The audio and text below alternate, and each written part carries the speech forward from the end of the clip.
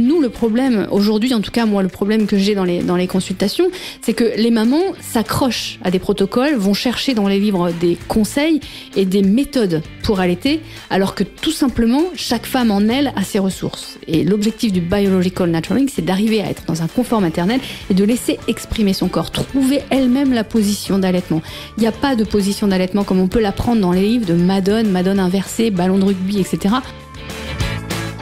C'est assumer ses choix et faire ses propres choix. Et ne pas faire le choix parce que la blouse blanche a dit, ou la blouse bleue, ou la blouse rose, que c'était bien pour mon enfant. Qu'est-ce que moi je veux pour mon enfant ? Qu'est-ce que je sais ? Et où je vais chercher l'information ? Le papa aussi se rend souvent pas compte de l'importance qu'il a et de l'impact qu'il a sur l'allaitement maternel, tout comme la famille. Une famille qui dit ça sert à rien d'allaiter, t'as mal, ça serait mieux que t'arrêtes, le lait en poudre il est très bien maintenant, ça suffit pour pouvoir bien faire grandir nos enfants. C'est des mamans qui vont être tristes, qui vont être dans une certaine culpabilité, des mamans qui vont se dire mais à quoi ça sert que je me donne du mal, parce que parfois c'est douloureux, et on va avoir une baisse de la lactation simplement par difficulté d'éjection sur un problème de bonheur finalement. Salut, bienvenue sur le podcast Génération 120 ans. Je suis Liron Samoun et j'ai un objectif très ambitieux. Vivre jusqu'à 120 ans, en bonne santé et heureux.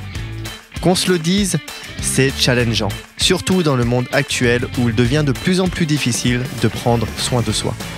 C'est pour cela que je vous propose qu'on parte à la rencontre, ensemble, de personnes intéressantes qui ont des choses à nous apprendre pour vivre au maximum de son potentiel, en bonne santé, et ce, sur différents plans. Au niveau de son mental, de son corps, de son environnement et de ses relations sociales. Génération 120 ans est une émission destinée aux personnes ouvertes d'esprit, curieuses et désireuses de vivre leur vie au plus haut niveau de leur potentiel. J'adore découvrir de nouvelles choses qui pourraient améliorer mon quotidien et je fais souvent de belles découvertes que j'ai envie de partager avec vous. Alors c'est parti et bienvenue dans l'émission Génération 120 ans. C'est moi qui démarre ? C'est toi qui fais l'animatrice, non ? C'est moi. Ça, c'est pas mon job, c'est pas possible. Je vous laisse avec Céline qui va nous faire la présentation. La présentation. Bon, salut Céline. Coucou Lirol, ça va ? Ouais, écoute, ça va. Je suis vraiment content. Merci de m'accueillir dans ton bureau à Nice. Comme je te l'ai dit, je suis vraiment content d'être ici, de te rencontrer et de pouvoir parler d'un sujet qui m'est totalement inconnu. Le sujet, c'est l'allaitement et plus particulièrement l'allaitement instinctif, appelé également BN. Donc pas les gâteaux, c'est le premier truc que j'ai pensé, j'ai vu les BN. Non, mais BN pour Biological Nurturing. Exactement. C'est ça, si je me trompe pas. Je t'avoue que je pensais pas un jour que j'aborderais ce sujet dans cette émission, que je m'y intéresserais tout court. En tant qu'homme surtout, parce que pour moi c'est un truc qui est spécifique aux femmes, voilà, et puis chacun son truc entre guillemets. Mais quand j'ai découvert ce que tu faisais, je me suis dit que ça a l'air intéressant, qu'il y a probablement des enjeux importants, des croyances, des challenges que font face les femmes aujourd'hui avec l'allaitement de façon générale. Et puis finalement dans ma démarche de découverte et d'exploration pour cette émission, je me suis dit que c'est quelque chose qui fait sens au final. Et puis tu m'as fait sentir aussi que c'était un sujet qui était important aussi auquel les hommes devraient s'intéresser. Surtout quand il y a un projet de bébé dans un couple. Parce que il n'y a pas a priori de raison en tant qu'homme de s'intéresser à ce sujet si on n'a pas de projet de bébé, quoique. Et puis je me suis dit que ça pouvait être aussi également une suite intéressante à l'épisode que j'ai fait avec Alexandra, que tu connais très bien, avec qui j'ai une discussion passionnante autour sur les accouchements naturels à domicile versus les accouchements à l'hôpital, que je vous recommande d'ailleurs d'écouter. Écoute, voilà pour cette petite intro. Est-ce que tu pourrais dans un premier temps te présenter, Céline, comme tu l'entends, comme tu le veux, tu dis un peu ce que tu fais, tu racontes ce que tu veux. Moi, je suis puéricultrice. À la base, je travaillais 10 ans en réanimation néonatale avec les grands prématurés. Je me suis secondairement découvert une passion pour l'allaitement maternel parce que je me suis dit que c'était finalement le premier médicament, premier vaccin au monde, et ce qui permettait aux prématurés de grandir dans un équilibre alimentaire, mais aussi dans un développement harmonieux. J'ai fait ce diplôme de consultante en lactation dit IBCLC, qui est une certification internationale et qui nous permet justement d'avoir une certaine visibilité, une certaine spécificité. Je me suis donc détachée au bout de 10 ans de l'hôpital pour être en cabinet et ne travailler que auprès des femmes dans un accompagnement très spécialisé, puisque je ne suis pas dans un accompagnement protocolaire, mais tout l'inverse. Et j'essaie surtout de graviter autour de l'environnement de la maman, notamment la place du père dans l'allaitement maternel pour pouvoir les aider et les accompagner. En général, quand elles viennent au cabinet, elles sont dans une détresse que je retrouvais à l'hôpital et pour lequel j'arrivais pas à trouver ma place en tant que soignante. Ok. Donc au début, tu bossais dans un hôpital et après, petit à petit, tu as voulu te sortir un peu de ce milieu-là et te lancer, on va dire, à ton compte pour explorer d'autres choses et surtout pour aider les femmes qui sont en détresse. Bon, la question, c'est, on va l'aborder, mais c'est pourquoi les femmes sont en détresse. Qu'est-ce qui, hormis ça, qu'est-ce qui t'a fait aller dans ce domaine-là qui est l'allaitement? C'est le plaisir de l'allaitement. Est-ce que tu avais un feeling particulier avec ça au début? Je me suis rendu compte en néonatologie de l'importance du lien d'attachement qu'il y avait, surtout quand les petits bébés étaient dans leur boîte, dans les incubateurs, dans les couveuses, et de l'importance de pouvoir essayer de raccrocher la mère et le bébé dans ce qu'on appelle protocolairement le pot à pot. Et je me suis rendu compte que quand on met un tout petit, il se laisse aller à ses instincts de mammifère et il va grimper, migrer directement vers le sein. Et à l'époque, les moins de 34 semaines avaient interdiction d'aller au sein puisqu'on ne pouvait pas quantifier la qualité et la quantité que l'enfant prenait avec un risque de fausse route, etc. Donc, du coup, c'était à bannir, j'ai envie de dire presque. Ou alors c'était un pot à pot, mais vraiment entre les deux seins, c'était très, très structuré. Et moi, je me suis rendu compte que, en fait, dans cet élixir, dans le lait maternel, il y avait aussi tout ce lien d'attachement, toute la création, à la fois pour le bébé à s'accrocher à la vie, dans la fragilité dans laquelle il naît, et à la fois pour la maman de devenir réellement mère, sachant qu'on leur a enlevé déjà une partie, soit par une césarienne d'urgence, ou soit par la séparation physique et les soins qu'on engendre en réanimation sur leur bébé, qui font que l'attachement, c'est compliqué pour ces mamans-là. Donc moi, je me suis dit, comment moi, en tant que professionnelle, je peux arriver à redonner un petit peu du sens à cette maternité.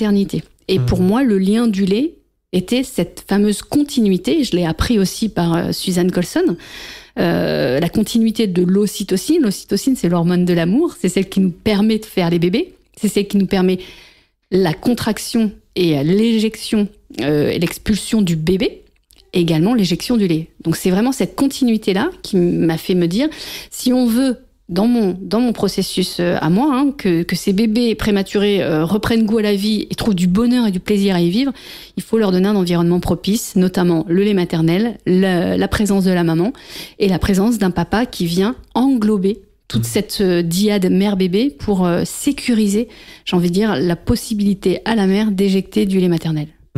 Ok, donc vraiment c'est un lien pour toi, l'allaitement, qui va permettre, si je reprends tes mots, à la mère, à la femme de s'accomplir en tant que mère et au bébé de pouvoir créer un lien d'attachement beaucoup plus fort avec une meilleure relation avec sa mère. Et c'est ça que permet, entre autres, de faire l'allaitement. Oui. C'est ça. La première question qui m'est venue, en fait, quand j'ai découvert ce que tu faisais, c'est pas quelque chose qui est censé être naturel, l'allaitement. C'est pas quelque chose qui est censé être du coup instinctif. Et du coup, pourquoi il y a des personnes comme toi, spécialistes en lactation, en allaitement? Alors, est-ce que c'est la même chose déjà, lactation et biological nurturing, donc l'allaitement instinctif? Pourquoi on a besoin d'avoir des personnes comme toi? Alors, c'est quelque chose qui est censé être instinctif ou C'est pas censé être instinctif puisque c'est programmé en nous. Donc ça l'est forcément. Okay. C'est-à-dire qu'on n'a pas besoin d'appuyer sur un bouton, on n'a pas besoin d'apprendre pour fabriquer du lait puisque ça vient naturellement. Comme souvent, c'est ce que je dis aux mamans, vous n'avez pas besoin de vous réinjecter toutes les semaines du liquide amniotique pour faire grandir votre bébé. L'allaitement maternel se met en route tout seul. Avant, il y avait des médicaments qu'on utilisait pour couper le lait. Donc c'est vraiment quelque chose qui est physiologique, c'est un processus qui va dans la continuité de la grossesse et de l'accouchement. Juste petite parenthèse par rapport à la spécialité. Donc, il y a des consultantes en lactation et il y a un DU, un diplôme universitaire en lactation humaine. La seule particularité de mon diplôme, c'est qu'on est recertifié tous les 5 ans. C'est-à-dire que c'est un diplôme qui est jamais acquis. Voilà, où on doit se former perpétuellement. Et c'est un diplôme aussi, je dirais, où il y a une notion, malgré tout, d'accompagnement humain et de prise en compte de l'observation que l'on a sur l'allaitement et qu'on n'est pas juste là pour donner des conseils sur quand ça va pas, comment faut faire, etc. On est vraiment sur une approche beaucoup plus globale. Et c'est ce qui se passe. Donc, tous les 5 ans, il y a une mise à jour. Tous les 5 ans, il y a une certification. Alors, au bout de 5 ans, soit par toutes nos formations que l'on donne, que l'on reçoit, on gagne ce qu'on appelle des points SERP, alors en éthique, etc., plusieurs points, 75 points SERP, qui nous permettent de valider des acquis et donc de valider cette certification. Quoi qu'il en soit, au bout de 10 ans, on est obligé de repasser l'examen. Un examen international où toute la population mondiale se retrouve à la même heure, donc en fonction du fuseau horaire, pour passer ce fameux examen. D'accord. Et donc ça, c'est pour la consultante lactation. IBCLCR. Oui. International Board Consultante en Lactation. Bah merci, tu l'avais bien dit. Moi, j'aurais pas été capable de le dire. Et du coup, ça va avec ton rôle aussi d'aider les femmes à faire un allaitement instinctif. Pas du tout. Pas du tout. C'est deux choses. Ok, non, mais c'est bien d'être au clair dessus parce que. Je dis pas du tout, c'est pas vrai. Mais en fait, cette spécificité-là, cette spécialisation-là m'a permis de devenir donc consultante en lactation, spécialiste de l'allaitement. On va comprendre à quoi sert une spécialiste de l'allaitement aujourd'hui. Et je me suis spécialisée encore plus par ce fameux biological nurturing, qui a été un concept découvert par Susan Colson, par ses études, qui part en fait de l'observation de la mère, de l'importance de créer un environnement propice, un confort maternel du corps soutenu à 100% pour pouvoir libérer cette fameuse ocytocine et donc favoriser l'éjection du lait et donc favoriser la mise au sein. S'il n'y a pas d'oxytocine, il n'y a pas de lait qui sort. Exactement. Et l'oxytocine, c'est pas quelque chose qui vient en continu. C'est vraiment, faut que la femme se sente à l'aise, qu'elle se sente bien, qu'elle a un environnement du coup propice pour. C'est une éjection qui est comme pulsatile. C'est-à-dire que quand il y a du bonheur, il y a l'ocytocine, il y a les joues rouges, on est content, on est heureux. C'est exactement la même chose qui se passe pour la maman qui allaite. Donc, c'est 2 hormones, prolactine et ocytocine. La prolactine, c'est celle qui va se mettre en route dès l'accouchement, qui va augmenter en termes de taux hormonal et qui va, elle, être sujet à la production du lait. Donc, celle-là, c'est comme le liquide amniotique. C'est-à-dire que c'est programmé de toute façon, quoi qu'il en soit, sauf pathologie en lien avec la prolactinémie, on a toujours du lait qui se crée. Donc il y a du lait qui se crée dans le corps de la femme, ok. Toujours. Par contre, cette fameuse ocytocine, si on prend l'exemple d'un accouchement difficile, une césarienne en urgence, une anesthésie générale, des forceps, une voix basse instrumentalisée, non bienveillance, on perd cette ocytocine, cette qualité d'ocytocine. Parfois même, elle est injectée de manière synthétique, qui vient parasiter notamment l'allaitement maternel, et on n'a pas cette fameuse éjection du lait. Donc on peut avoir une production de lait, c'est-à-dire du lait dans le sein maternel. Mais pas être capable de le donner de l'éjecter. Ah ouais, ok. Donc le bébé peut téter, et la maman sortira rien. Et sortira quasiment rien. Ah, c'est fou ça. Ok. Ça dépend de l'environnement dans lequel la maman elle est. Donc souvent, moi je dis aux mamans, dans leur trousse de maternité, alors oui, il y a les slip-filets. Oui, les slip-filets que l'on met pour la couche par rapport aux mamans avec les saignements, etc. Rien de glamour, le pyjama très large, etc. Et moi je leur dis surtout, prenez ce qui vous fait plaisir. La tablette de chocolat, le bon livre, tout ce qu'il vous faut pour être dans un environnement qui vous convient. Le bon oreiller, une petite lumière tamisée, du rouge à lèvres, quelque chose qui vous donne du plaisir, parce que c'est comme ça que le lait va arriver. Ok, d'accord. Donc c'est vraiment la production de l'oxytocine qui va favoriser. C'est un processus en 2 étapes. Ça. Ok. Là où le rôle du père est hyper important, c'est lui qui va aussi créer l'ocytocine chez sa femme. Parce qu'il va la conforter, il va être là pour elle et il va l'accompagner. Du coup, la femme va se sentir rassurée. Sa présence, ses massages, ses blagues. Son rire, son sourire. Lui apporter un plateau de sushi le lendemain de l'accouchement quand elle n'a pas eu le droit de manger du poisson cru pendant 9 mois. C'est ça qui va lui donner du bonheur et du plaisir. C'est la frustration, ça. Il y a des frustrations chez la femme pendant ces périodes-là, malheureusement. Il y a parfois pas le choix. Mais c'est ce qui va lui permettre vraiment de créer l'ocytocine. Et c'est pour ça que pour moi, la place du père, et c'est du père PAIR, parce que ça peut être une femme aussi, c'est pas le père que en tant qu'homme, mais en tout cas, la personne qui va venir accompagner la maman dans la naissance de cet enfant-là et dans la poursuite par l'allaitement maternel est indispensable. J'ai de plus en plus dans les consultations des papas qui viennent et je le vois sur les mamans. Elles sont moins tristes, elles peuvent échanger, il y a de la discussion, de la communication qui se met en place. Et le papa aussi se rend souvent pas compte de l'importance qu'il a et de l'impact qu'il a sur l'allaitement maternel. Tout comme la famille.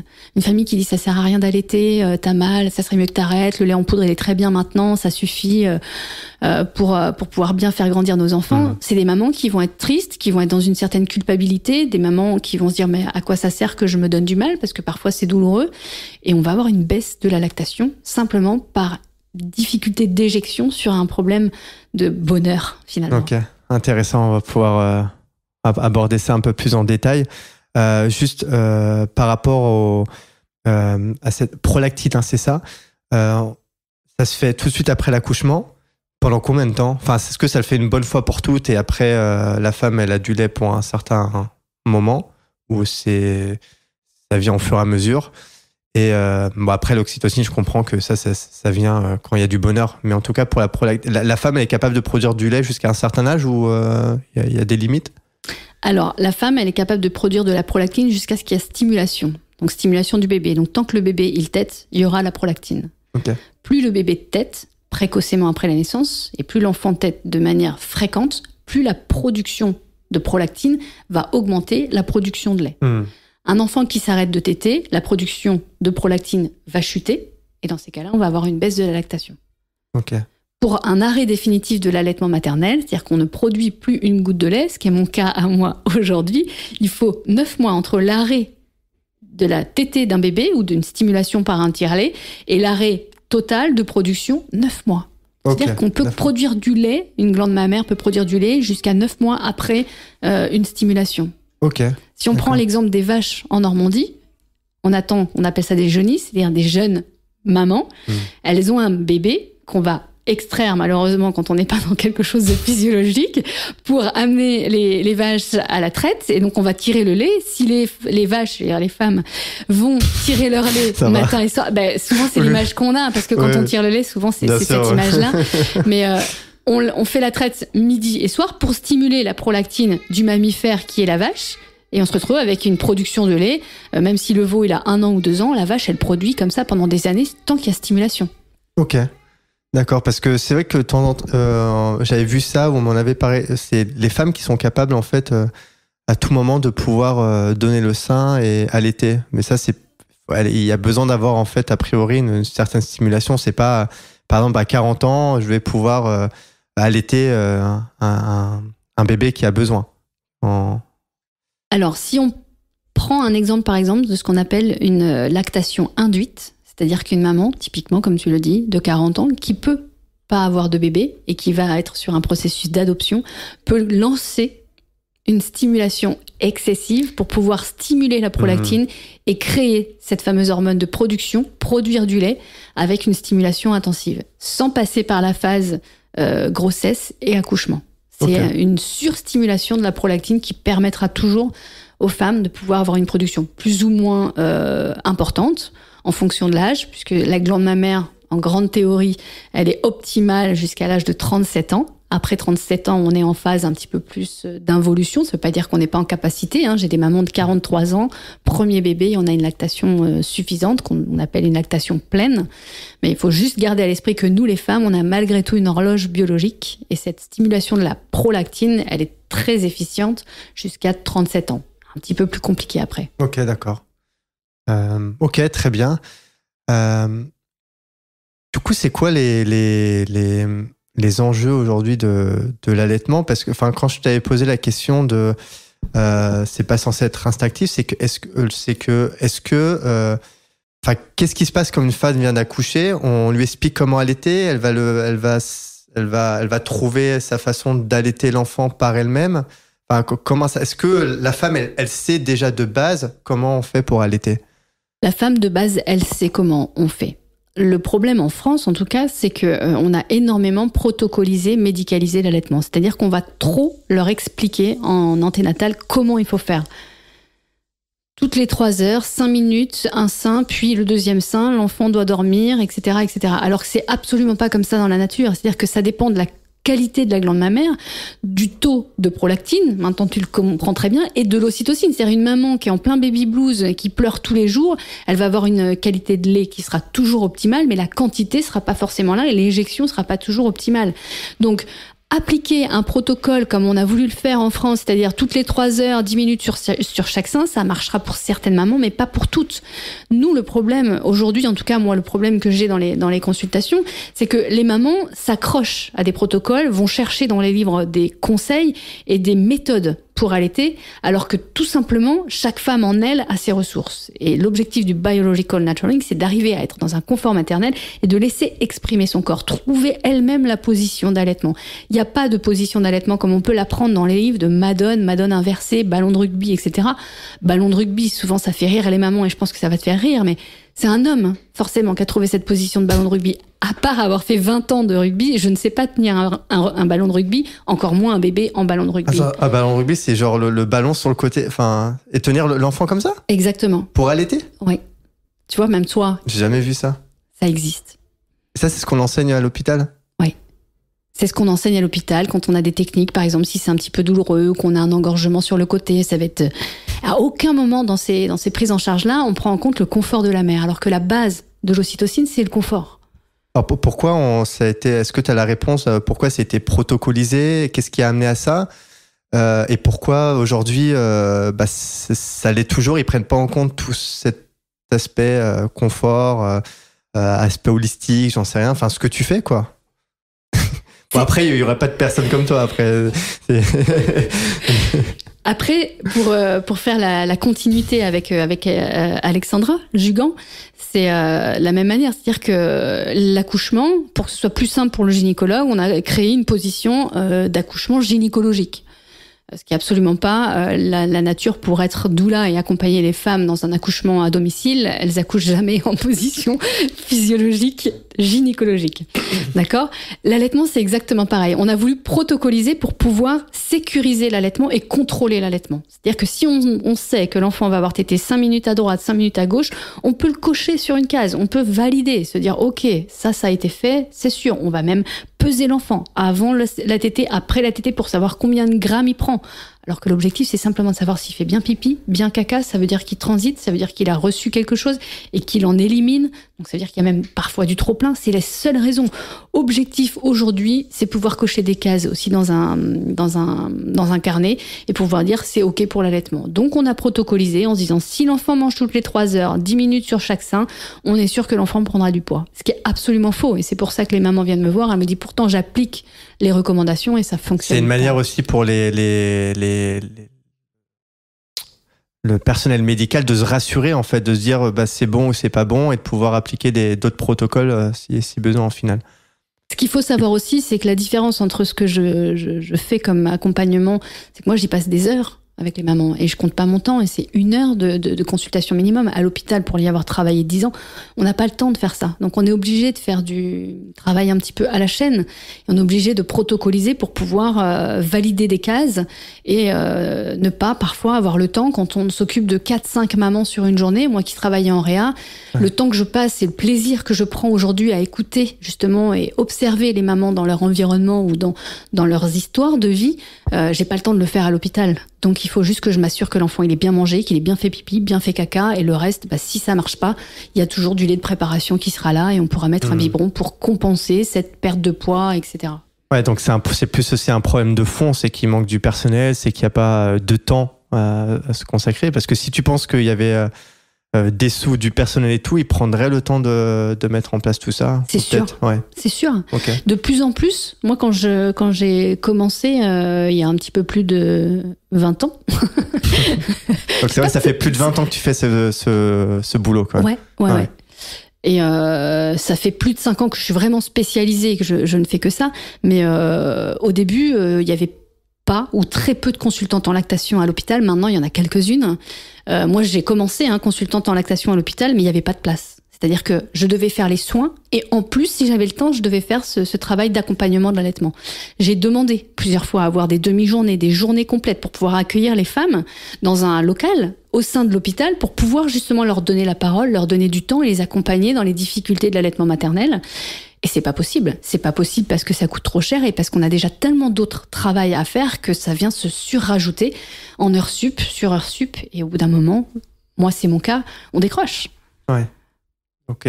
Donc, ouais, c'est très protocolaire et finalement, les femmes, par manque de connaissances, s'accrochent à ça. Et d'après ce que tu me dis, c'est que ça fonctionne pas pour toutes les femmes. Et du coup, dans une démarche optimale, faudrait pas forcément faire confiance à ce qu'on nous dit, mais plutôt aller chercher soit les ressources ou demander à des personnes pour nous aider dans cette démarche d'allaitement. Je vois de plus en plus les mamans en anténatale et ce que j'y intègre dans cette heure de préparation, c'est certainement pas des positions et des protocoles, mais simplement expliquer ce que je suis en train de dire, c'est-à-dire comment marche la prolactine, comment marche l'ocytocine, comment on s'installe confortablement et comment le lait va venir. Et il y a une maman, un bébé égale une position et ça sera la leur. Il y a une seule position sera a priori, une fois qu'elle a trouvé la position, ça va être plus ou moins la même pendant toute la durée de... Non, mais ce que je veux dire, c'est que ça va être leur position à eux. Ok. Qui va se varier en fonction du poids, de la grandeur, l'enfant quand il va grandir, la maman, le ventre, la façon dont elle va se sentir. Au début, il y aura peut-être des douleurs abdominales qui petit à petit vont évoluer. Et la maman, tant qu'elle a compris que sa position, c'est la sienne, qu'elle se l'intègre et que ça fait partie de son confort. Moi, souvent, c'est ce que je dis. Je leur dis, comment vous seriez si vous étiez en train de regarder une série sur Netflix pour pas citer pendant 3 heures, vous seriez pas assise droite.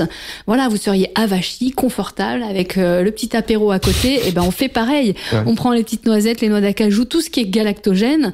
On sirote un bon petit thé ou une tisane d'allaitement et on va s'installer comme si c'était un moment de plaisir et pas un moment où, allez hop, chronomètre, on y va, on se met le bébé en ballon de rugby, la tête dans l'épaule, dans l'axe, etc. Et puis c'est parti. Non, c'est comme quand on est enceinte, quand on s'installe, on n'est pas là en train de se dire où est-ce que je vais placer mon bébé. Il se place naturellement et on va se mettre dans une position qui est confortable pour tout le monde. Mmh. Donc c'est arriver à lâcher prise sur le protocole et sur la façon de faire. Et essayer de plutôt trouver sa propre façon de faire avec le bébé, avec son bébé éventuellement en ce moment et prendre du plaisir. C'est ça. Parce que allaitement, j'ai l'impression que allaitement, c'est pas forcément égal plaisir. C'est ça. Est-ce que ça fait partie des difficultés aujourd'hui pour les femmes que l'allaitement, c'est difficile? Alors notamment, ça fait partie des difficultés, mais ça fait aussi partie d'un grand pourcentage de femmes qui n'allaitent pas aujourd'hui. Ah oui, il y a beaucoup de femmes qui n'allaitent pas ? On est à peu près à 70% des femmes qui allaitent à la naissance. Okay. Et on est quasiment plus qu'à 10% à 6 mois. Ah oui, donc en gros, ouais, c'est entre 0 et 6 mois. Et c'est quoi la durée optimale d'allaitement ? L'Organisation mondiale de la santé recommande et préconise un allaitement maternel exclusif au moins jusqu'à 6 mois. Donc nous, on n'est que 10% en France. Et partiel, c'est-à-dire avec l'introduction d'autres aliments, ce qu'on appelle la diversification, jusqu'à au moins 2 ans. Ok. L'allaitement maternel physiologique, si on reprend la base, nous sommes des mammifères. Là, il est bien assis, Liron. Oui, je suis bien assis, là. Vas-y, je t'écoute. C'est jusqu'à 7 ans. Ah oui, jusqu'à 7 ans, on peut allaiter. Les dents de lait, donc les dents qui sont là jusqu'à ce que la maman allaite, c'est jusqu'à l'âge de 7 ans. Mais qui le fait aujourd'hui jusqu'à 7 ans ? Il y a des gens, il y a des personnes qui le font. Bien sûr. Ce qu'il faut savoir aussi pour la grande population, c'est à 7 ans, c'est pas le même allaitement qu'un petit bébé. C'est-à-dire que l'enfant mange équilibré et de temps en temps dans la semaine, 1-2 fois dans la semaine, vient téter pour récupérer simplement les hormones de croissance et les anticorps pour éviter d'être malade. Et c'est tout. C'est pas de la tétée nutritive, c'est de la tétée plus affective avec un besoin d'hormones de croissance qu'il n'y a pas dans le lait artificiel, dans les laits de préparation. Et tout ce concept, cette batterie immunitaire, parce que la maturation de l'immunité chez un enfant est mature entre 6 et 7 ans, ce qui correspond également à, physiologiquement, un arrêt de l'allaitement maternel. Ça ne veut pas dire qu'il faut allaiter jusqu'à 7 ans. Mais simplement, c'est ce que je dis aux mamans, quand on connaît la physiologie, on va pouvoir avoir un recul sur notre propre corps, ce qu'il est en capacité, dans une physiologie où on était dans la forêt, et les besoins de nos enfants dans un cadre autre que celui qui est très ruralisé, urbanisé parce maintenant. Que c'est sacrément difficile de pouvoir allaiter, on va dire, jusqu'à 7 ans, mais en tout cas même, je sais pas, plusieurs années, ça a l'air d'être un challenge assez complexe quand même pour les femmes. Sauf si on connaît peut-être des techniques où on sait comment faire. Qu'est-ce qui te semble compliqué pour toi, par exemple, d'allaiter un enfant jusqu'à l'âge de 7 ans ? Non, pas compliqué, mais en termes de... Je sais pas, justement, l'idée, c'est de discuter ça avec toi, mais le temps qu'il faut pour allaiter, j'ai l'impression que ça demande quand même beaucoup de temps pour allaiter et qu'il faut être beaucoup présent. Et j'imagine qu'une femme, si elle doit travailler, ça va être compliqué pour elle d'allaiter. Ou alors, elle doit se mettre en congé maternité jusqu'à plusieurs années. Absolument pas. Ok.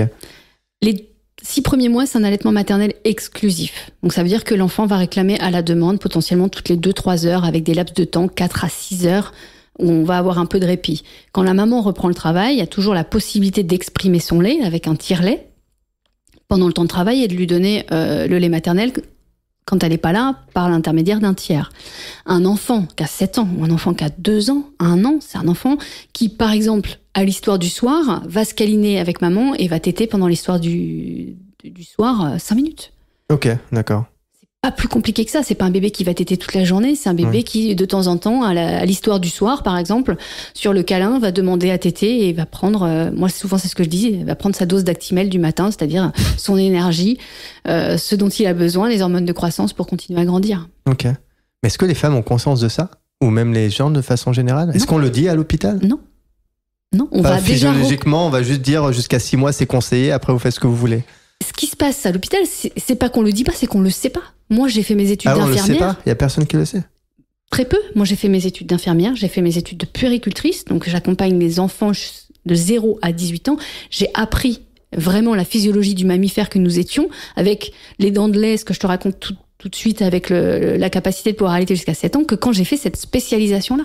Donc, quand on est sage-femme, quand on est pédiatre, quand on est puéricultrice, on n'a pas accès à cette information-là si on va pas la chercher. L'allaitement maternel, dans un cursus d'un pédiatre, c'est même pas 2 heures sur 10 ans d'études. Donc, quand on apprend déjà un peu l'anatomie, la physiologie, c'est déjà bien, mais rentrer dans tous ces détails-là, c'est pas les premières choses qu'on fait. On va se dire, voilà, l'enfant, faut qu'il prenne tant de poids, et on va partir sur des choses classiques, protocolaires, pour qu'il puisse avoir des repères au cas où ça se passe pas bien. Ok, d'accord, mais je me dis que peut-être des personnes qui gèrent justement tous ces protocoles-là ont peut-être ces connaissances-là et leur disent, voilà, c'est 6 mois, c'est normal, mais idéalement, il faudrait jusqu'à 2, 3, 4, 7 ans, quoi. Ça commence à rentrer dans les mœurs en France. Mais il y a certains pays, tu prends les pays nordiques, tu prends la Suisse, tu prends la Norvège, 99% de taux d'allaitement à la naissance et on est encore à plus de 50% à 6 mois. Et c'est des mamans qui allaitent jusqu'à 3, 4, 5 ans sans difficulté. Ah oui, d'accord. Okay. Dans les autres pays, c'est quand même... Bien les sûr. pays européens, c'est... Bien sûr. Ok.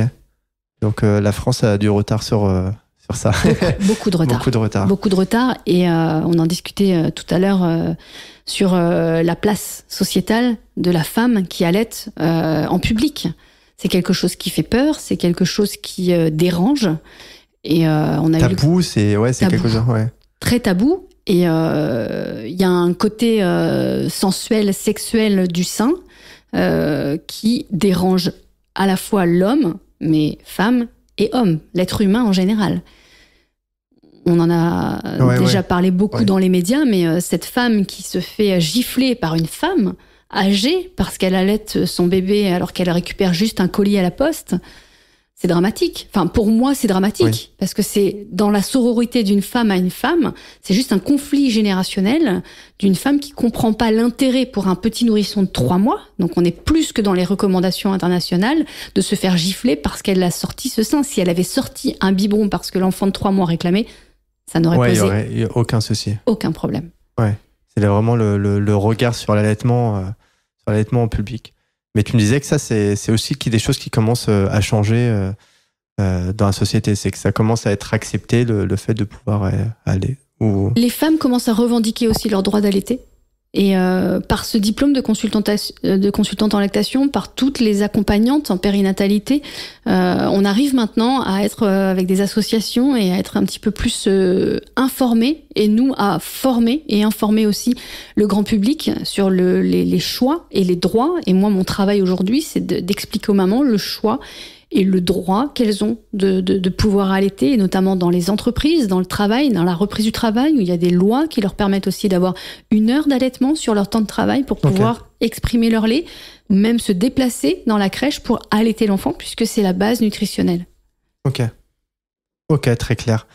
J'aimerais, Céline, si tu veux bien qu'on revienne sur les difficultés pour les femmes d'allaiter. Donc la première difficulté, c'est... est-ce que tu peux parler des difficultés qu'ont les femmes? Dis-moi celle que toi tu ressentais, c'est intéressant. La difficulté, c'est trouver le temps. Peut-être c'est pas forcément confortable, c'est peut-être douloureux, c'est peut-être aussi j'ai l'impression que être en bonne forme, ça rime pas avec allaitement. C'est-à-dire que c'est très fatigant d'allaiter. Alors est-ce que c'est vrai? Est-ce qu'il y a des moyens de passer outre? Est-ce que c'est vraiment si difficile que ça? Je sais pas. C'est pour ça que je te pose la question des difficultés. Et est-ce que face à ces difficultés, du coup, avec le Biological Nurturing, le BN, il y a des réponses par rapport à ça? Il y a toutes tes réponses. Est-ce que ça prend du temps? La réponse, de 0 à 6 mois, oui, ça prend du temps. La réponse, c'est non. D'accord. Pour la simple et bonne raison, c'est que acheter des bouteilles de lait, acheter des boîtes de lait, aller acheter du biberon, faire le biberon, réchauffer le biberon, laver le biberon, donner le biberon, ça prend beaucoup plus de temps que dégrafer un soutien-gorge, clipser un t-shirt pour mettre l'enfant au sein et téter. Donc en gain de temps, il y a pas photo, je dirais. Ok, ouais, là tu m'as convaincu. D'accord. Okay. La deuxième chose, c'est encore une point de vue hormonal, l'ocytocine, c'est l'hormone du bonheur, donc on n'a pas l'impression de perdre du temps. On a plutôt l'impression de donner de l'amour en barre. Et la deuxième chose, c'est que l'allaitement libère aussi de l'endorphine et de la mélatonine qui permet à la fois à l'enfant d'avoir un sommeil beaucoup plus profond et réparateur et permet également à la mère d'avoir un sommeil plus profond et plus réparateur rapidement. Ah oui ? Ok. C'est-à-dire qu'une maman qui allaite, si elle s'endort, elle va rentrer directement dans un sommeil profond, et donc si elle dort 2 heures, c'est comme si elle en avait récupéré 4. Pendant qu'elle allaite ? Exactement. Enfin, pendant la période d'allaitement. Oui, la période d'allaitement, oui, pardon. Le fait d'allaiter va libérer ces hormones-là qui vont lui permettre de s'assouplir et d'aller dans un sommeil profond. C'est pour ça que les papas, souvent, ils ont dormi 4 heures et ils sont au bout de leur vie, et les mamans, elles ont dormi 2 heures et elles ont finalement, et elles me le disent en consultation, elles me disent, mais ah oui, vous avez raison, c'est vrai que lui, il est cramé, il dort. Ouais, ça fait peur, ça. Nous, on a cette capacité-là, grâce à l'allaitement, d'avoir un sommeil qui est plus réparateur sur un temps court. Ok, d'accord. On a un bébé qui est moins malade. Donc on court moins dans les hôpitaux. On a un bébé aussi, certes qui réclame à la demande, mais quand on a un mode de portage, par exemple un bébé qui est quand même pas mal avec nous, c'est beaucoup plus facile de lui donner le sein dès qu'il pleure ou dès qu'il a envie à la demande, plutôt que d'être obligé de se dire waouh, on est dimanche soir, il y a plus de lait dans la cuisine, où est la pharmacie de garde, parce que si à 3h du matin il se lève, il y a plus à manger, quoi. Ah oui, ouais, bien sûr. Ok. Mais ça suppose que la mère soit en mesure de pouvoir allaiter tout le temps. Parce que si tu me disais que c'était en lien avec l'ocytocine, mais si la mère, elle est triste, elle vit des périodes de stress, etc., elle ne va pas produire d'ocytocine, donc elle va pas pouvoir forcément donner du lait. Donc comment ça se passe à ce niveau-là? Est-ce que c'est, entre guillemets, alors, c'est peut-être un mot fort, mais irréversible? Ça veut dire qu'à partir du moment où elle peut plus donner le lait, ça peut-être créer un cercle vicieux de je prends les biberons, peut-être je me sens pas capable, peu importe, et après c'est fini. Ou alors c'est des périodes et après on peut reprendre l'allaitement comme si de rien n'était, quoi. L'avantage de l'allaitement maternel, c'est que dans ces cas-là, la maman s'en rend compte, l'enfant pleure beaucoup puisqu'il en manque de lait, l'éjection se fait moins bien, comme on a expliqué tout à l'heure, avec en plus un risque d'engorgement, puisque l'éjection est pas là, mais la production reste là.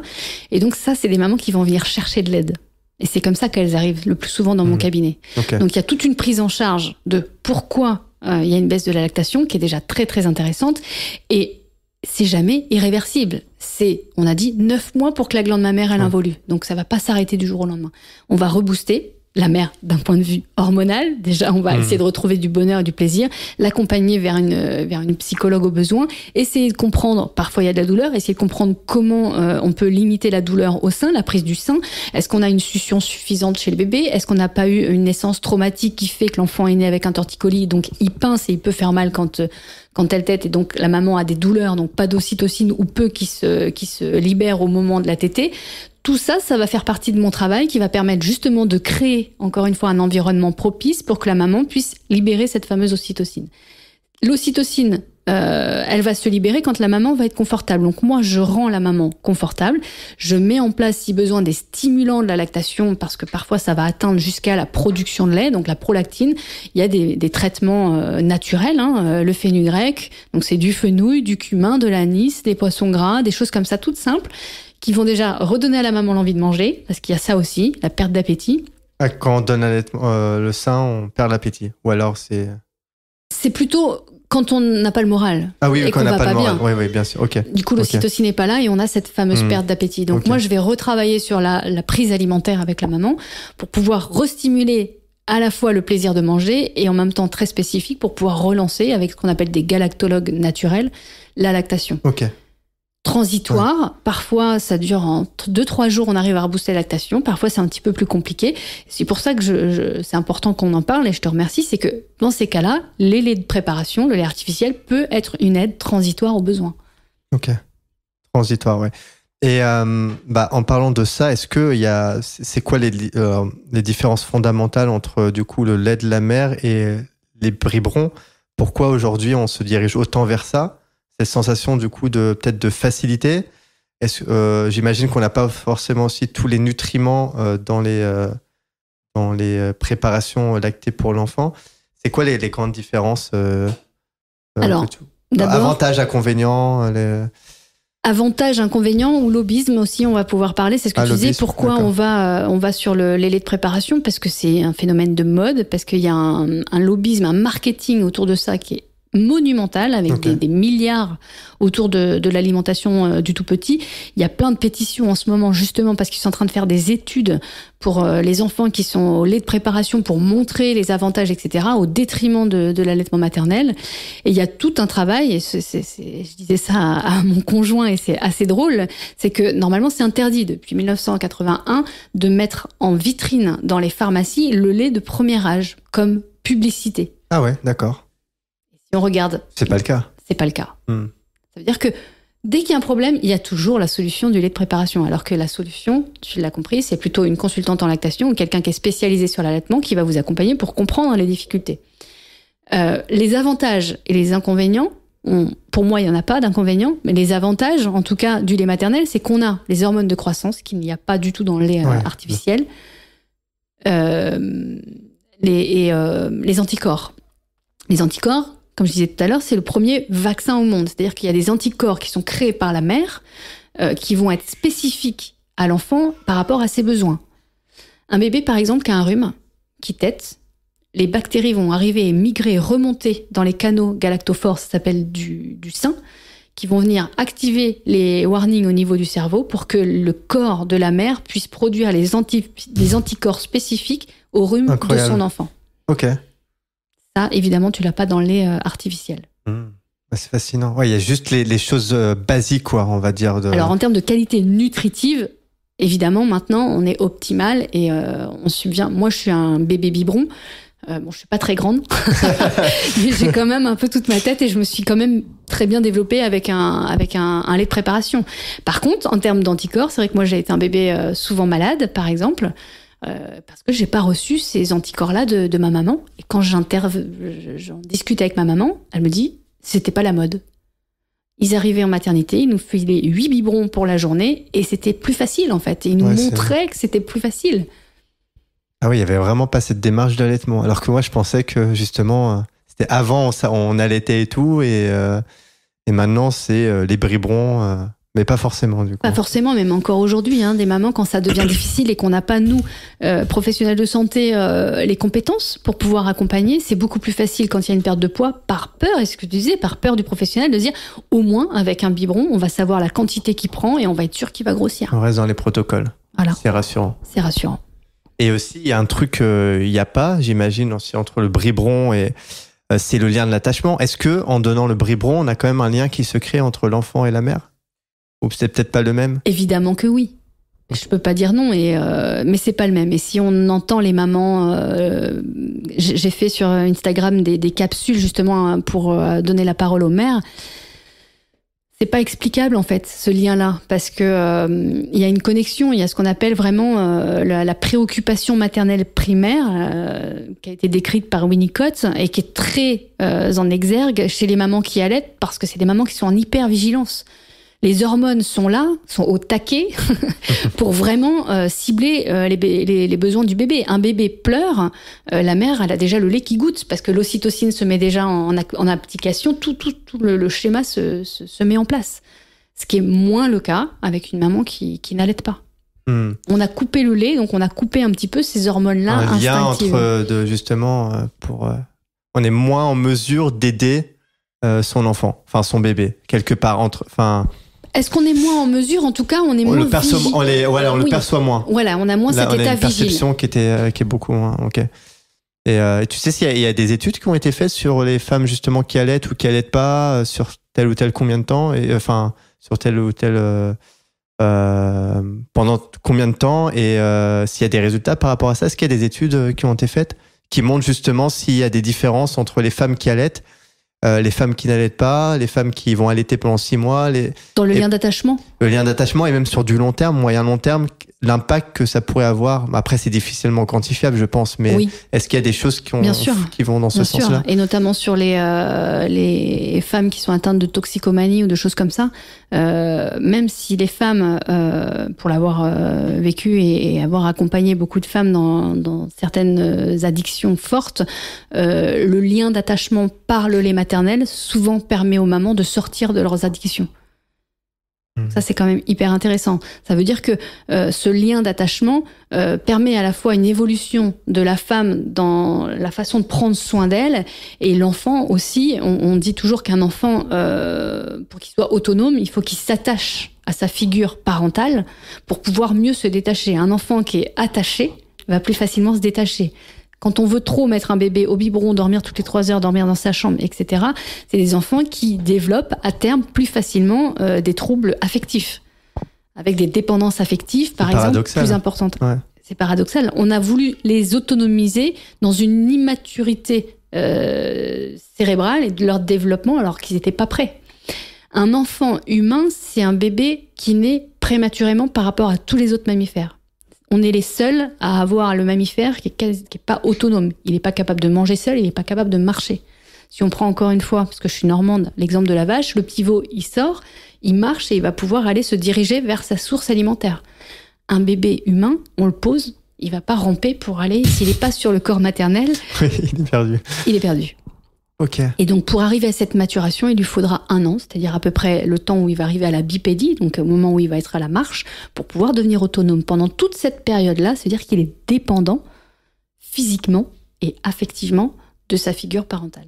Il faut arriver à garder ce lien. En tout cas, c'est indispensable pour... C'est indispensable. Et c'est pour ça que maintenant, les campagnes sont plus pour faire dormir les bébés en cododo, au moins jusqu'à 3 mois, et dans la chambre parentale jusqu'à au moins 6 mois. Alors qu'avant, l'enfant devait commencer à se nourrir à partir... Moi, j'ai eu de la danette à 4 mois ou 2 mois, quand je vois les écrits de ma maman, et je dormais dans mon lit, et j'étais sage, etc. Mais en fait, j'étais frustrée. Et j'avais pas la réponse affective à ce moment-là. Et donc, je me prostre. Je suis prostrée parce que on est des mammifères, c'est comme si j'étais dans une grotte et qu'il y avait tout plein de prédateurs autour. Donc qu'est-ce que je fais? Je me mets en veille et je dois pas faire de bruit. Donc j'essaie de donner un petit peu l'appel, mais s'il n'y a pas de répondant, je me mets en veille. Ok, intéressant, ça me donne envie de poser la question à ma mère. As-tu été allaité? C'est une bonne question. J'ai pas vraiment posé la question, quoi. J'ai jamais posé la question, donc je sais pas. Je vais lui poser la question, on va voir. Je trouve que j'ai que du biberon et ça va expliquer certains comportements. Le mec, il va très loin après, ça y est, c'est pour ça que je suis comme ça, etc. Tout n'est pas lié, mais il y a certaines choses pour lesquelles, quand même, il peut y avoir un peu un lien. Non, c'est super intéressant. Alors, c'est quoi pour toi la durée optimale, du coup, de proximité avec la mère? Donc, tu disais, par exemple, l'allaitement, dans un monde idéal, ce serait 7 ans.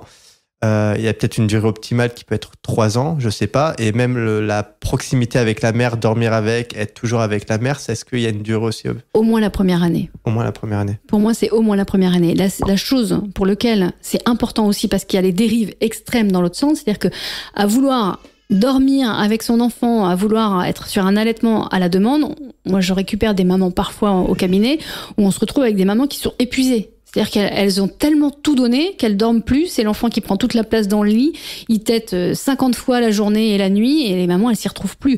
Il y a un moment donné, pour moi, à partir de 6 mois, où on passe dans ce que j'appelle un allaitement à l'amiable. À l'amiable, c'est-à-dire que c'est OK pour la maman et c'est OK pour le bébé. D'accord ? Parce qu'à 6 mois, il commence à être un petit peu plus mature, il commence un petit peu à être en capacité de pouvoir attendre, et la maman n'est plus dans cette demande de préoccupation primaire, c'est-à-dire que la priorité, c'est qu'il mange. Non. Si elle fait sa douche, elle termine sa douche, si elle est en train de manger, l'enfant peut aussi attendre. Alors dans les bras de papa, ou être aussi un petit peu dans les pleurs, mais dans des pleurs dites accompagnées. C'est ce que je dis aux parents. C'est-à-dire que un bébé qui pleure parce qu'il veut manger et qui veut le sein, si la maman a décidé de terminer de manger sa mousse au chocolat, elle a le droit d'avoir envie de retrouver sa part de liberté. À partir du moment où l'enfant est dans les bras d'un parent, il va être accompagné dans sa frustration, et il n'y a pas de traumatisme. Par contre, si on le cloue et qu'on le met dans sa chambre à pleurer 3 heures parce que maman a envie de finir le repas, là, c'est un petit peu plus délicat. Envie de finir la série, laisse-moi tranquille. C'est ça. Mais Céline m'a dit qu'après 6 mois, je pouvais garder ma liberté. À moi, bon, tu vas apprendre à jeûner. Hein. Arriver à se détacher petit à petit. Et aussi à apprendre à l'enfant à accueillir les premières frustrations. Ok, donc ça c'est important. C'est au délire de 0 à 6 mois, c'est à la demande. Intensif, et c'est obligé, on est obligé de passer par là. Après, à partir de 6 mois, on peut commencer à faire attendre. Ouais. Dans la lumière du possible, pas non plus des heures, mais ça peut être quelques minutes. À être sur une demande différée. Une demande différée. Et après, peut-être à partir d'1 an, ça va être encore un peu plus... Évidemment. Et ainsi de suite. Le lait maternel, la production, c'est à peu près 800 ml de lait sur les 6 premiers mois pour un allaitement maternel exclusif. Après 6 mois, ça descend à 600 ml, puisqu'il y a à peu près 200 ml, 200 grammes d'apport par une nourriture. Et à partir d'1 an, ça descend à 400 ml. Donc on voit bien que tout l'enjeu de la diversification alimentaire pousse l'enfant, quoi qu'il en soit, à aller vers une autonomie.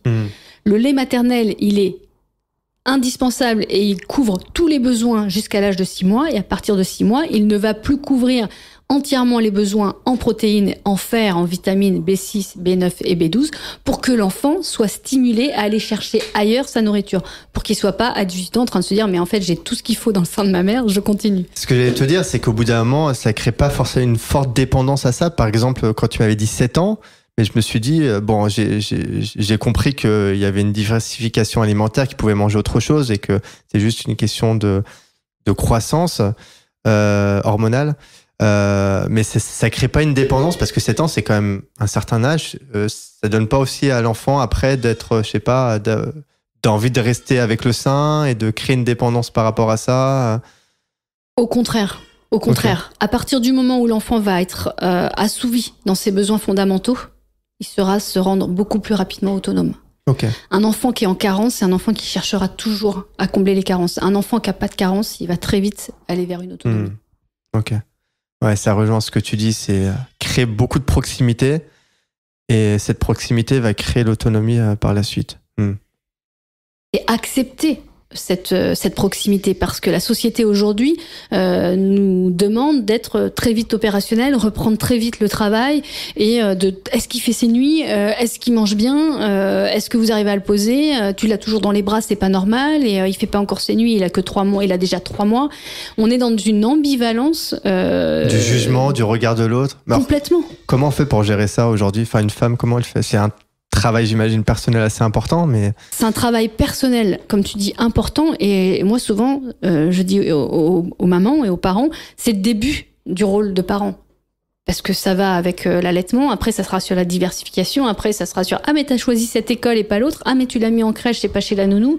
Ah, mais tu lui as pas acheté les baskets à la mode, et toi, tu lui as acheté cette couleur-là de vêtements, et tu l'as pas mis au cheval, et tu l'as mis à la musique. » Enfin, c'est comme ça qu'on devient parent. C'est ça, ok. C'est assumer ses choix et faire ses propres choix et ne pas faire le choix parce que la blouse blanche a dit ou la blouse bleue ou la blouse rose que c'était bien pour mon enfant. Qu'est-ce que moi je veux pour mon enfant? Qu'est-ce que je sais et où je vais chercher l'information? Donc c'est faire un choix en conscience et s'éduquer. Tu voulais dire un truc? Je voulais dire, quand t'as mal à une dent, tu vas chez un dentiste. Ouais. Quand t'as un problème d'allaitement ou quand t'as besoin d'informations sur l'allaitement, tu vas voir un spécialiste de l'allaitement. Ok. C'est pareil. Il semble logique quand tu le dis en fait. Mais c'est vrai qu'on y pense. Mais il y a 3 semaines, je pense que consultante en lactation IBCLC. Non, j'arrive pas à le prononcer. Bon, bref, consultante en lactation, c'est très bien. Mais avoir conscience de ça et ouais, c'est fou parce que quand j'entends un peu les conversations, etc., je vois vraiment, enfin, j'entends pas parler de tout ça, de toutes ces aides, des personnes qui peuvent aider, et j'ai beaucoup l'impression que c'est un fardeau d'allaiter et qu'il y a beaucoup aussi le regard des gens. C'est très compliqué au final, et c'est peut-être pour ça aussi qu'il y a des statistiques qui sont aussi basses et que les femmes arrêtent au fur et à mesure. Ce qui est compliqué, c'est ce qu'on pense et ce qui se passe dans la réalité. Entre ce qu'on pense et ce qu'on nous dit de faire et la réalité, il y a un fossé énorme. Et en ça, c'est compliqué pour les mamans de se retrouver. Quand elles viennent en consultation prénatale, que je leur explique tout ça, en général, elles m'envoient juste un texto avec une belle photo de bébé pour me dire super, tout va bien et ça se passe bien. Parce qu'elle va à sa physiologie, parce qu'elle va comprendre qu'il y a un besoin que l'enfant soit pas à dormir dans son berceau, mais qu'il soit à la bonne adresse, c'est-à-dire sur le corps maternel, la graisse de la joue sur la graisse du sein. La continuité du cordon ombilical où l'enfant mange en goutte à goutte, c'est exactement la même chose qui se produit par le lait maternel. Un enfant, quand on coupe le cordon ombilical, l'enfant n'est plus à un accès illimité à sa nourriture. Donc on va reproduire par la glande mammaire cet accès illimité jusqu'à maturité pour qu'il puisse ensuite avoir des périodes de jeûne, etc. Quand les mamans, elles comprennent ça, elles comprennent que celle qui vient la voir, la sage-femme, à 3h du matin et qui lui dit non mais là c'est pas normal, il devrait dormir dans son berceau et ça fait déjà 3 heures qu'il pleure, c'est parce qu'il a faim. La maman, elle va dire oui, ok, j'ai compris. Mais moi, c'est pas ce que j'ai compris de ma physiologie et j'entends que mon corps, il réclame à ce que mon bébé aille au sein maintenant. Ouais. Donc, c'est se réapproprier son corps en tant que femme et se réapproprier l'instant et s'éduquer, essayer de lâcher, donc on a dit les protocoles et essayer de comprendre ce qui se passe avec son bébé en ce moment. Et ça me fait penser, enfin, quand tu dis ça, est-ce que du coup, parce que j'imagine la nuit, on se réveille souvent. Une femme doit se réveiller souvent pour donner l'allaitement. On a dit à 3 heures, enfin toutes les 3 heures, etc. Mais dans ce que tu dis avec l'allaitement instinctif, est-ce que tu peux juste laisser le bébé sur toi et toi tu dors tranquille et lui il mange quand il veut? Si on est dans une position confortable, on est dans une position sécuritaire et la maman peut se laisser aller à son sommeil beaucoup plus facilement. Une maman qui va lutter contre le sommeil, on lui dit faut surtout pas vous endormir au sein et qui va se mettre dans une posture droite pour surtout pas s'endormir, c'est elle qui va se réveiller avec un bébé qui potentiellement est tombé du lit ou alors elle peut l'avoir écrasé. J'ai travaillé quasiment 10 ans en néonatologie proche du centre de mort subite et les enfants ne meurent pas au sein mais meurent parce que les mamans sont pas installées confortablement. Ah ouais. Et donc, elle lutte contre le sommeil parce qu'il faut surtout pas s'endormir avec le bébé au sein et c'est comme ça que les drames arrivent. Si on est confortable, on bougera pas de la position. Et donc, on a peu de risque d'étouffer son bébé au sein. Alors, ça veut pas dire qu'il faut le faire, mais ça veut dire que c'est plus facile et c'est plus aisé de trouver une position confortable qui va pouvoir permettre une sécurité pour les deux. Ok, donc toute la clé de cet allaitement, c'est arriver à trouver une position qui est confortable et de se laisser aller. Et finalement, il n'y a pas une seule position. C'est vraiment, ça peut être n'importe quoi tant que c'est confortable pour toi. C'est ça. En tant que mère. C'est ça. À partir du moment où tu prends soin de ton corps, l'allaitement ne devient pas compliqué, pas difficile. Parce que tu te respectes toi dans ce que tu es. Et donc, l'enfant s'adaptera à ta morphologie maternelle. Ok. Est-ce que chaque bébé de cours a une façon de procéder différente? Évidemment. Tu peux pas appliquer la même... Ok. Évidemment. Chaque bébé est différent, le poids du bébé va rentrer en compte, la succion du bébé, l'appétit du bébé, chaque grossesse est différente, chaque lactation est différente. On sait également qu'une maman qui a un premier bébé va avoir moins de lait que si elle en a un deuxième ou un troisième, c'est-à-dire qu'il y a une mémoire cellulaire au niveau des lactocytes, des cellules lactantes, qui va faire que, ok, il faut produire, du coup elles se produisent, elles se multiplient davantage, et à chaque fois qu'on a des bébés, on a plus de lait, donc une capacité d'allaiter encore plus facile. Ok, d'accord. En termes de production. Et du coup, qu'est-ce qui rassure les mères par rapport à leur capacité à allaiter correctement? Donc c'est plus se fier au protocole, mais donc c'est se fier à une personne comme toi. Mais il y a des signes qui montrent, il faut vérifier le poids, voir comment on peut savoir si on fait bien le job en tant que femme qui allaite? Surtout pas le poids. Ah, surtout pas le poids? Ah oui, d'accord, ok. Ça fait plus de 5 ans que je travaille sans balance maintenant. Ok. Parce qu'en fait, le poids, c'est encore une méthode de contrôle. Ok. Donc ça veut dire quoi? Que la maman, il faut qu'elle aille en pharmacie louer une balance pour être sûre que tous les jours son enfant grossit et donc que son allaitement se passe bien? Impossible, pour moi. Oui, oui. Donc on va savoir, on fait un bilan entrée, sortie. C'est-à-dire, en fonction des entrées, il va y avoir une sortie. Est-ce qu'il fait bien pipi? Est-ce qu'il fait bien caca? Est-ce que les selles sont bien jaunes d'or, un peu granuleuses, qui est la base et la norme de l'allaitement maternel? Si on est dans ce contexte-là, peu importe s'il prend 10 grammes, 15 grammes, 30 grammes par jour, l'allaitement tout seul va se réguler et notre bébé, évidemment, va prendre du poids. Quand les mamans, elles me disent, je pense qu'il a grossi parce qu'il est passé du pyjama naissance au pyjama 1 mois ou 3 mois. C'est la vraie balance, c'est la maman, comment elle ressent son bébé. Je sens qu'il a des bonnes joues, vous avez raison de pas avoir de balance parce que je sens qu'il a grossi. Puis les couches, elles sont bien pleines, il fait bien pipi en ce moment, donc c'est-à-dire qu'il y a matière à digérer. Ouais, ça me fait penser à ce que disait Alexandra dans le podcast, c'est reprendre son pouvoir. Pouvoir de mère, ouais, empowerment, ouais. Exactement. C'est ça, ouais. En Angleterre, les bébés sont pesés à la naissance et à 1 mois. En France, on les pèse tous les jours jusqu'à la sortie de la maternité et au minimum 1 à 2 fois par semaine. Le stress de la balance, les mamans souvent me disent j'ai rendez-vous avec la sage-femme ou j'ai rendez-vous avec le pédiatre pour la peser, j'espère qu'il a grossi. Et moi je leur dis mais on s'en fiche. Est-ce qu'il fait bien pipi? Est-ce qu'il fait bien caca? Oui mais bon, c'est écrit sur le carnet de santé que l'enfant doit prendre 30 grammes. Mais s'il en prend 25,7, on fait quoi? Ah ouais. Ah, je peux comprendre cette sensation de vous. Surtout quand c'est tout nouveau en fait. Parce que j'imagine une fois que t'as compris ça, après c'est entre guillemets c'est de la rigolade pour la suite. Généralement les femmes qui allaitent pour un, ils vont allaiter pour tous les autres. Enfin de la même façon. Ça dépend comment ça s'est passé. Si le premier allaitement s'est mal passé et qu'au bout d'1 mois elle avait des crevasses, elle avait mal et qu'il y avait une baisse de la lactation et que le bébé a perdu du poids et qu'elle est obligée de mettre des compléments, elle a plus confiance en elle, plus confiance en son lait, plus confiance en son allaitement. Et c'est des mamans qui parfois sur un 2e n'allaitent pas et reviennent potentiellement me voir sur un 3e en disant bon voilà où j'en suis, j'aimerais bien, j'ai réfléchi et finalement j'aimerais bien allaiter mais j'aimerais bien être accompagnée surtout. Okay. Elles n'ont pas besoin d'être accompagnées à la base si elles ont ces informations-là. Mais aujourd'hui, les sages-femmes, elles n'ont pas le temps dans les préparations à la naissance, elles n'ont pas non plus forcément ces connaissances-là spécifiques si elles vont pas chercher à se former spécifiquement pour pouvoir accompagner les femmes. Donc elles arrivent vraiment dans l'arène de la maternité avec des mauvaises informations. Un bébé qui perd du poids, madame, c'est votre allaitement, direct. Évidemment que c'est l'allaitement, mais pourquoi l'allaitement il fonctionne pas? Et souvent ça, elles ne savent pas y répondre. Et la réponse la plus facile aujourd'hui, c'est prenez un biberon, il va grossir. Donc si l'enfant prend un biberon et qu'il va grossir, ça veut dire que je suis pas une bonne mère aussi derrière. Moi, j'ai des mamans qui viennent 1 mois et demi après en me disant est-ce que je peux reprendre l'allaitement parce qu'on m'a dit que mon allaitement était pas bon, que mon lait était pas suffisamment nourrissant. Ça, c'est jamais possible. On peut pas dire à une maman votre liquide amniotique est pas suffisant, c'est pas possible. Ou alors il y a des pathologies spécifiques avec des surveillances spécifiques, mais la normalité, la globalité, évidemment notre lait est toujours adapté. J'ai fait de l'humanitaire, j'ai travaillé au Bénin. Les mamans elles sont dénutries, elles auront toujours un lait de qualité. C'est-à-dire qu'elles vont puiser dans leurs réserves, elles vont puiser dans leur calcium. Les os vont se fragiliser chez la mère pour la vie au bébé, quoi. Voilà, l'enfant va tout prendre à la mère pour pouvoir lui grandir et la maman va se dénutrir. Donc on peut pas dire en France sur une maman lambda qui est pas dénutrie que son lait n'est pas de bonne qualité ne suffira pas pour allaiter. C'est très culpabilisant ça. Ouais. Cette notion de culpabilité, elle revient assez souvent. Énorme. Ouais. C'est de la faute de votre lait, c'est de la faute de votre allaitement, c'est votre sein qui est pas de la bonne taille, c'est votre téton qui est trop rentré, c'est.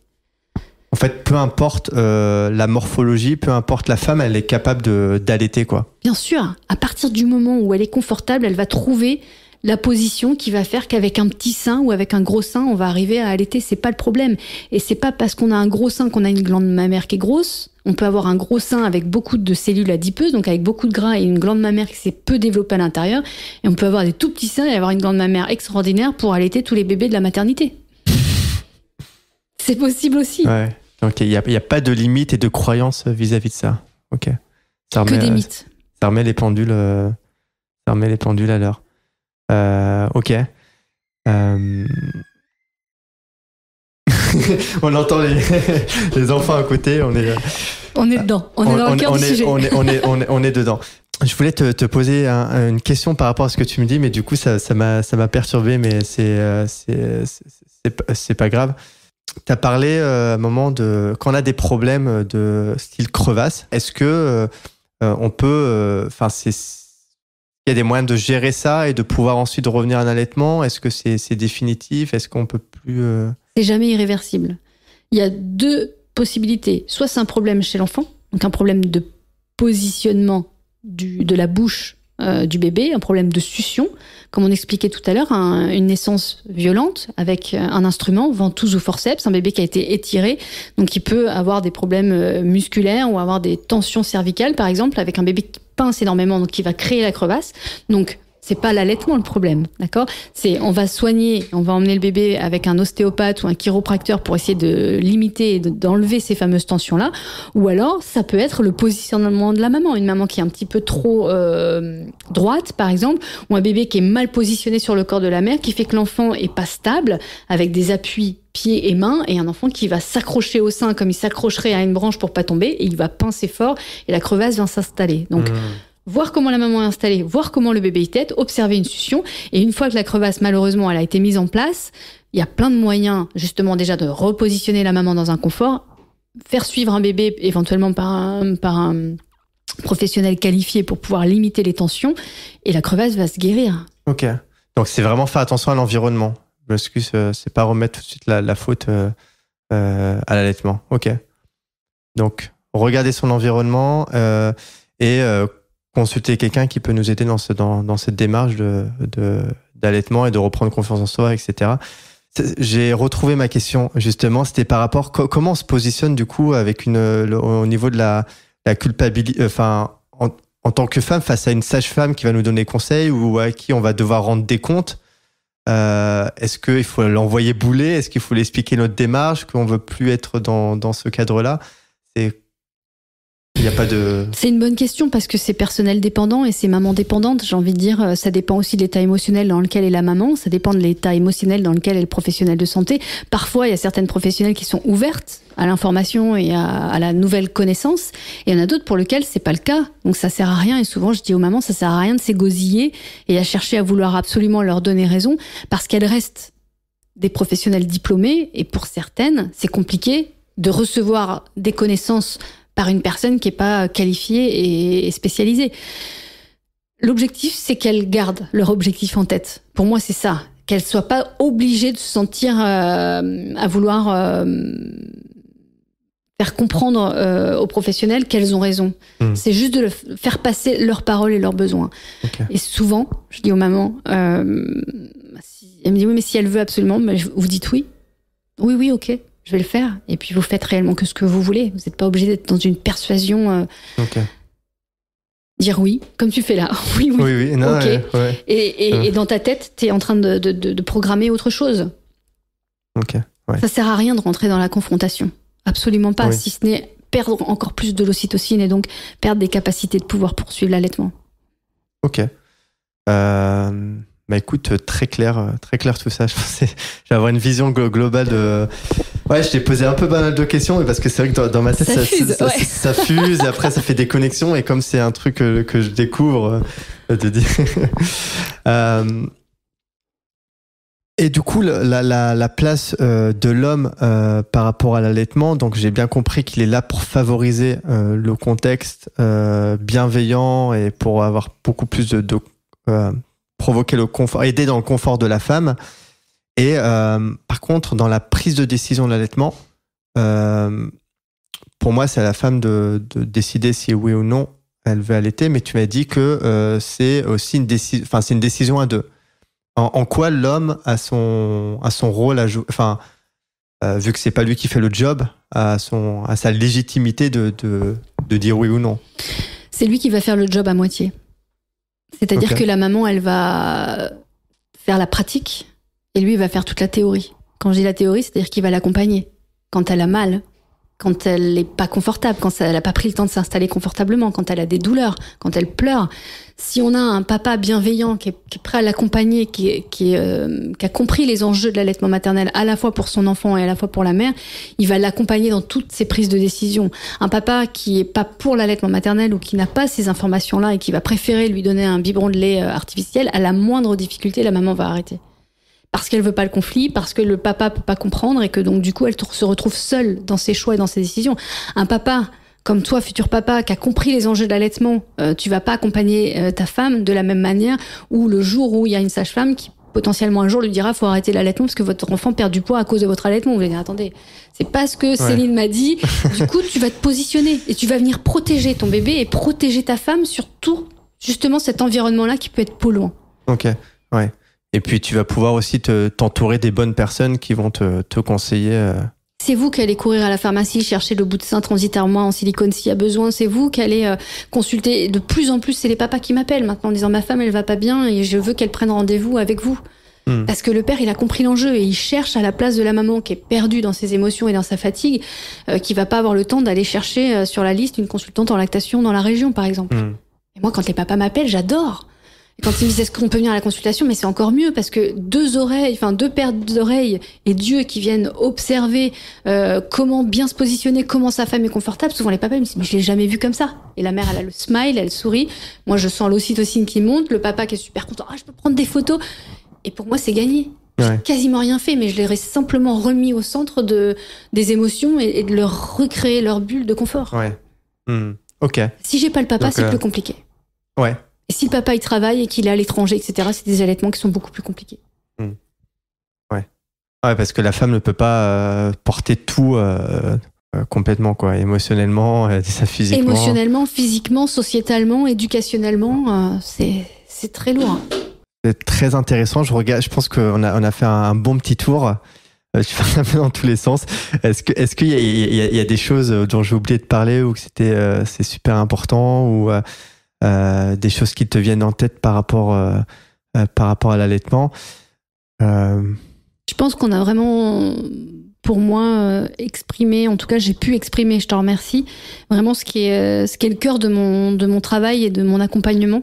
C'est vraiment de redonner aux mères leur place dans leur choix et de mettre le confort de cette nouvelle famille, de ce nouveau rôle, de ce nouveau job face à un bébé aussi qui pleure, face à un bébé qui a des besoins pour lesquels on a du mal des fois à comprendre les besoins primaires d'un enfant et souvent le sein est la réponse à tout.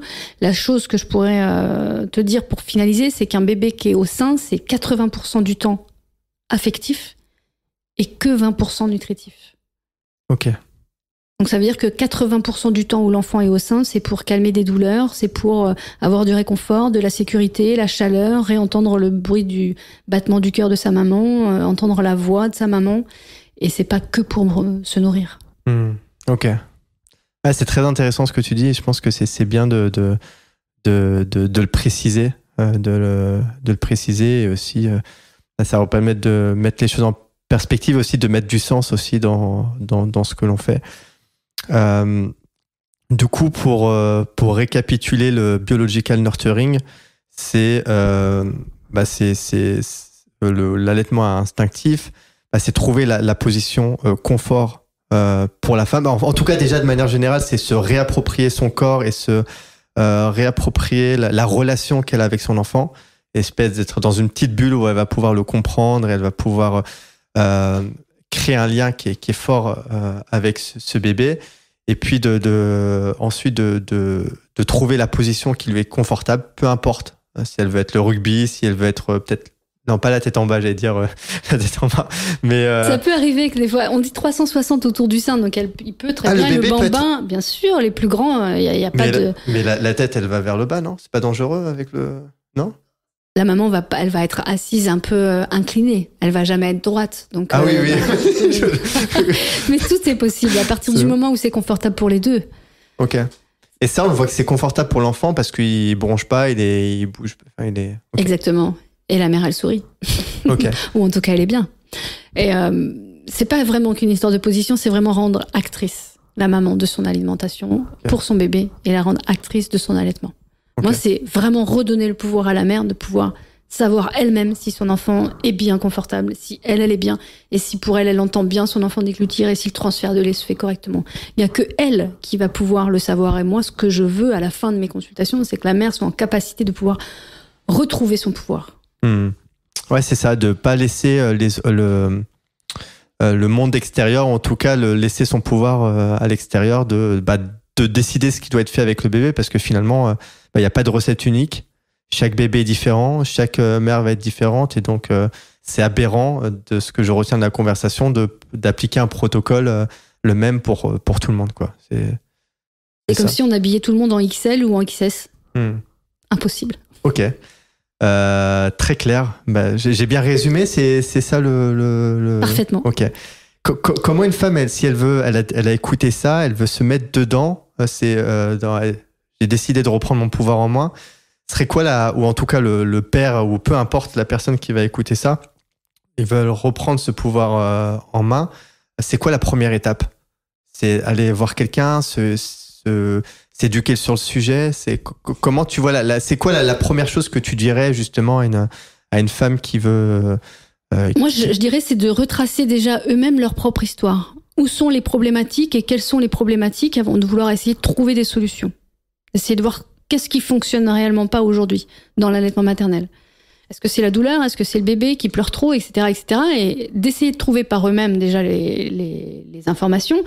Moi, je suis pas que contre, mais il y a des super blogs qui sont bien faits, il y a des super réseaux Instagram, etc., qui sont vraiment chouettes, et je les invite à aller voir et lire les podcasts. Et sinon, évidemment, comme je te disais tout à l'heure, quand on a mal aux dents, on va voir un dentiste, aller voir des professionnels spécialisés, consultantes en lactation IBCLC, un DU de lactation humaine, ou des gens qui sont vraiment spécialisés quand on est dans cette démarche-là.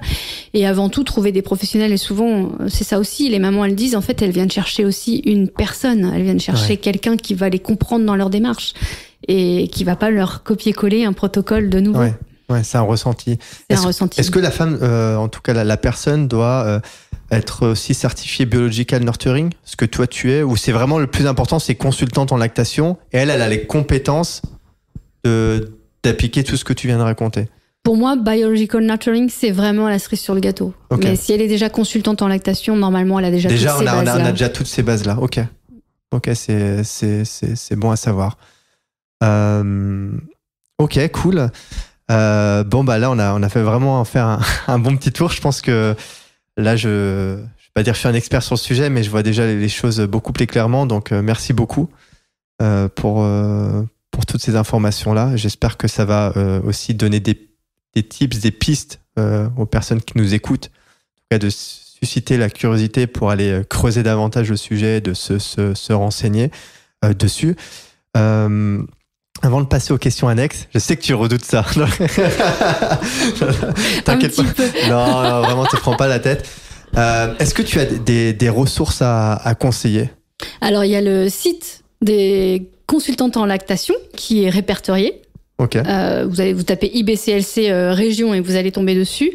Donc, vous en avez forcément une maintenant dans votre région. Après, il y a tout ce qui est la COFAM. La COFAM, c'est une coordination. Ah, COFAM, C-O-FAM. C-O-F-A-M. Ok. Il y a la Leche League, qu'on ne cite plus, où il y a plein de très très bons articles dessus, notamment sur tout ce qui est pathologie du sein, la mycose, etc. Il y a l'ILPA, qui est aussi sur Lyon, par exemple, qui est une belle ressource et une belle association. Sur Nice, il y a Rivière Allaitement, qui est super bien aussi en termes de ressources, où il y a toutes les professionnels de santé en lien avec l'allaitement maternel qui sont très spécialisés. J'en oublie, évidemment, il y en a plein, mais COFAM, Leche League, déjà, c'est des pour moi des Moi, je prendrai grandes les références, ressources. comme ça, je les mettrai dans la description. Et puis, bon, un bouquin, bon, le tien, quand tu te lanceras dedans. Mais en attendant, est-ce qu'il y a un bon bouquin que tu recommandes sur le sujet? Il y a le Biological Nurturing de Suzanne Colson. De Suzanne Colson, qui vient d'être réédité là sur la deuxième partie, qui est excellent. Il y a l'allaitement très illustré. C'est un genre de BD qu'on peut emmener à la maternité qui est super intéressant. Il y a l'allaitement malin de Véronique Darmanjard et le tout petit dernier qui vient de sortir, j'ai plus le titre en tête, de Carole Hervé, qui est également très bien. Donc tout ça, ça rentre dans cet état d'esprit de tout ce que tu viens de raconter. Bien sûr. Ok. Donc c'est très important pour une femme de s'éduquer dessus, en tout cas au couple de s'éduquer.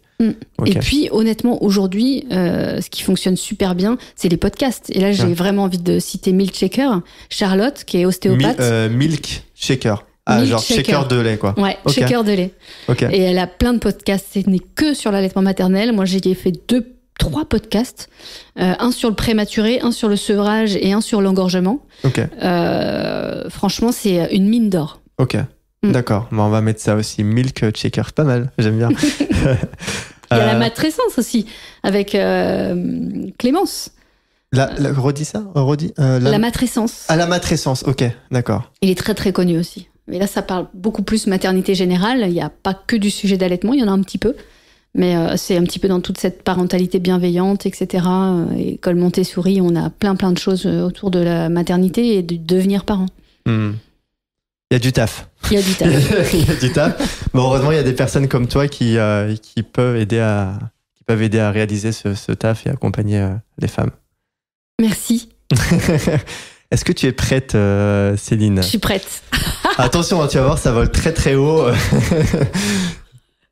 Non, pas le méchant. Enfin, un petit peu. Non, je rigole. L'objectif, c'est de nous mettre mal à l'aise? Non, pas du tout. Non, pas du tout. Tu verras, c'est vraiment, c'est quelque chose que je trouve fun et ça permet un peu de déconnecter du sujet. Comment tu te décrirais en un mot? Fun. Fun? Ok. Ouais, fun. Très bien. Qu'est-ce qui te fait sourire au quotidien, Céline? La beauté de la vie. Vraiment. Tous les jours, hein. Le soleil qui se lève, j'ai l'avantage d'être dans une région où le soleil est avec moi et je crois que c'est ça, c'est ce que je disais ce matin, c'est assez drôle, mais c'est tous les petits bonheurs de la vie, parce que quand on les regarde bien, ils sont toujours là et tous les jours il y en a. Ouais. C'est important on parlait tout à l'heure des lunettes, pas mettre des lunettes roses, mais en tout cas d'essayer de voir le positif dans le quotidien. Ok. Qu'est-ce que tu crois vrai que beaucoup de personnes pensent fausse?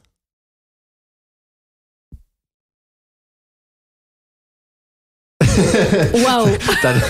Là, c'est pas une croyance que tu as et qui est peut-être impopulaire ou lorsque tu parles de ça, on te dit mais non, tu fais fausse route. Moi, s'il y a rien qui te vient, c'est pas grave. Hein. T'as le droit de dire Joker. Si. Non, je vais le trouver, mais ça va être un petit peu long parce que dans la tête, là, j'ai quelque chose, mais que je n'ai pas envie de dire. D'accord, bah, ne le dis. Franchement, je sais pas, je vais peut-être le dire. Non, je vais pas le dire. Joker. Gros teasing, là. Bon, tu me le diras en off, alors. Ça marche. Si tu étais dans les nuages avec un gros panneau d'affichage et que tu as la possibilité d'écrire un message pour le diffuser au monde, ce serait lequel, ce message? Faites-vous confiance. Ok. Si tu pouvais remonter dans le temps et parler à toi, enfant, ou en tout cas ado, qu'est-ce que tu lui dirais? T'inquiète pas. T'inquiète pas, ça va aller. Ok. Je suis là. C'est important. Pour soi, être là pour soi avant tout. Tu pouvais avoir un super pouvoir, ce serait lequel, Céline? Celui de vraiment mettre en place l'égalité homme-femme. Ok. Quelles est la leçon la plus importante que tu as apprise dans ta vie?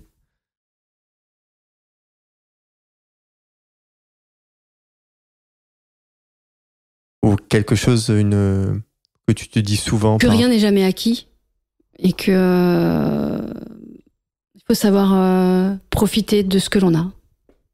Ok. Si tu avais l'opportunité de prendre un café avec un personnage historique ou une personne importante pour toi, Qui choisirais-tu et pourquoi? Simone Veil. Pourquoi? Parce que par rapport à ce que tu viens de dire avant... Ouais, exactement. Et puis la place qu'elle a pu redonner aux femmes, et notamment aussi sur tout ce qui est avortement et liberté d'expression. Ok. Ouais. D'accord, très bien. Et encore 10 questions. Non, je rigole. Je vois son visage se décomposer. J'ai bon, t'as fini là?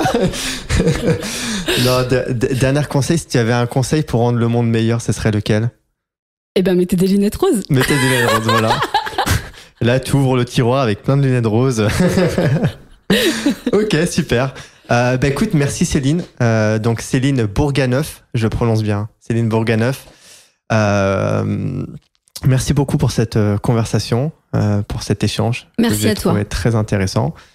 J'espère que tu as pris plaisir à le faire, surtout pour cette première en présentiel pour toi. Je suis pleine d'ocytocine. Ah, pleine d'ocytocine. Bon, parfait. Le job il est fait. Non, vraiment, merci beaucoup. C'est très, très intéressant.